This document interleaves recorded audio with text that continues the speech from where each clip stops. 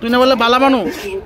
চুলে রামনগরের প্রতিনিয়ত চুলের উপদ্রব, নেশার উপদ্রব বেড়েই চলছে। আমরা প্রতিনিয়ত আমরা এখানে প্রত্যেকটা গলিতে আমরা রোড মার্চের মতো করি। আজকে আমাদের এখানে প্রত্যেকটি বাড়ি থেকে 2-3টে বাড়ি থেকে চুরি হয়েছে।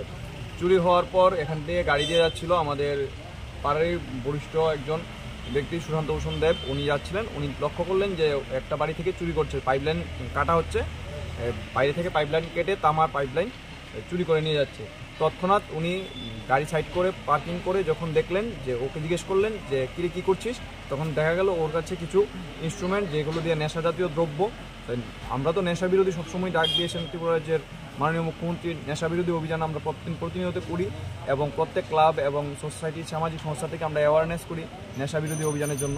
তো এখানে দেখা যাচ্ছে ও নেশা করার জন্য বা নেশার যে আসক্তি সেটা মেটানোর জন্য ও চুরি করছে।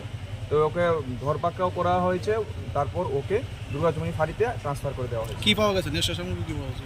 কিছু ইনসুলিন পাওয়া গেছে, প্লাস করে কিছু কোটা জাতীয় জিনিস পাওয়া গেছে, সিরিজ পাওয়া গেছে। কতজনকে আটক করেছে?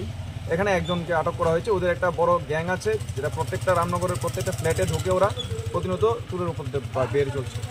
সামনের দিনে কি পদক্ষেপ থাকবে? আমাদের অ্যাওয়ারনেস প্রতিনিয়ত জারি আছে।